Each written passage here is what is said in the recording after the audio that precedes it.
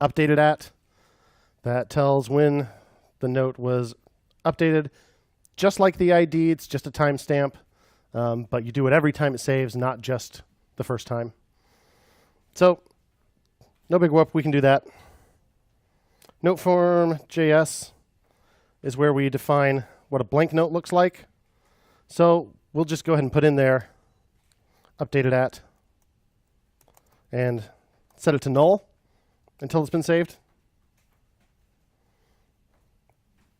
And in app.js, when we save it, we are already getting the current time. So we'll just save that in a variable. Const timestamp equals date.now, set node ID to timestamp. And then before we actually put the note into the collection, we'll say note.updated at equals timestamp. And this, of course, is outside the if, because this should happen regardless of whether it's a brand new note. So if we start making little changes to our notes,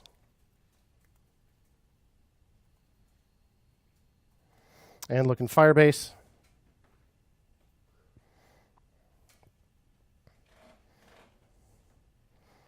you see updated at, and I have a timestamp in there. So the second part of the homework was sort them by that. Newest at the top. So for that, we will use JavaScript array sort. It's one of those array methods that it's good to know, like map and reduce and filter, stuff like that. We're not going to get into it in great detail, but we'll do it real quick.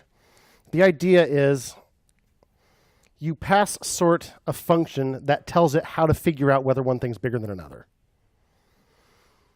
Basically, you give it a subtraction problem.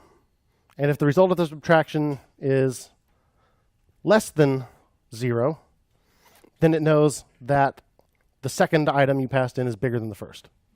And if the result is 0, you know they're equal. And if the result is a positive number, then you know that the first one was bigger. Right? 9 minus 8, 1. 8 minus 9, negative 1. 9 minus 9, 0. So we just need to come up with a math problem that works like that. And it gives some examples of some comparison functions, so you can see the idea. So in note list, that's where we do the mapping. We already have this array of the IDs. So we need a function that we can pass those into, those IDs, to compare them. So basically what's going to happen is each time it calls the function that you supply to sort, we'll say sort notes. It's going to pass in 2 arguments at a time, which is just going to be 2 IDs out of the array. And we need to tell which note should come first based on that. So what we want to do is sort them based on the updated at value, right? And what's being passed in are the IDs. So to get the actual notes with those IDs, we have our notes collection. So notes square bracket A and notes square bracket B. So we said notes square bracket A updated at minus notes square bracket B updated at. And remember to return this, because it's the return value that matters.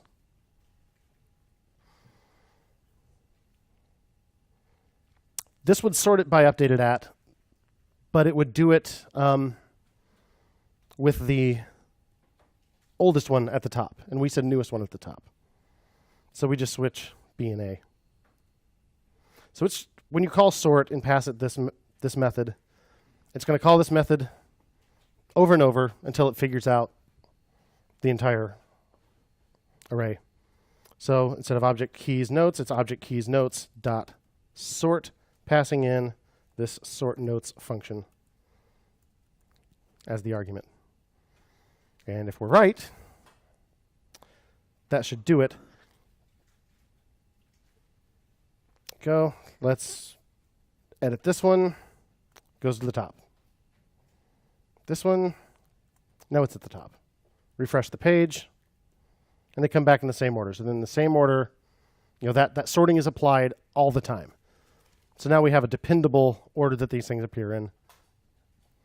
And I think most recently edited notes at the top is a pretty reasonable default order. I think it is actually the default in Evernote, if I remember correctly. So, not too bad. One other thing.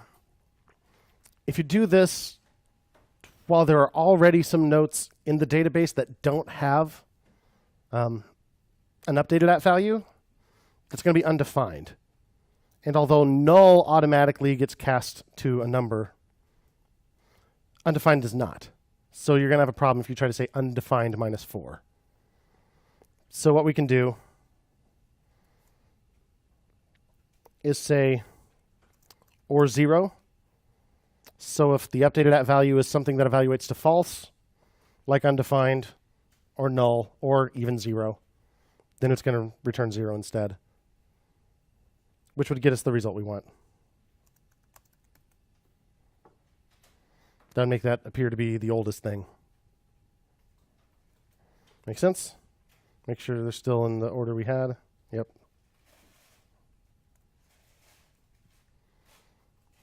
Yeah. I was finding when I clicked in the body of the note. It does it immediately, right? Yeah. So yeah, clicking in the body counts as an edit because of the way that rich text editor works. Yes, there's like There's no way for you to put your cursor in the body without it counting as an update. I mean, there's not a good way. Yeah, it'd be a pain in the neck to figure out. Since we're not actually, the actual value in the form is that funky object.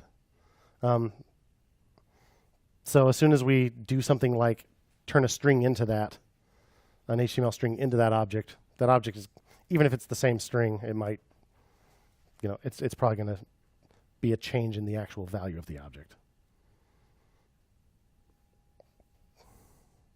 Yep. Alrighty, so that's pretty much that. Sort notes by time of last update.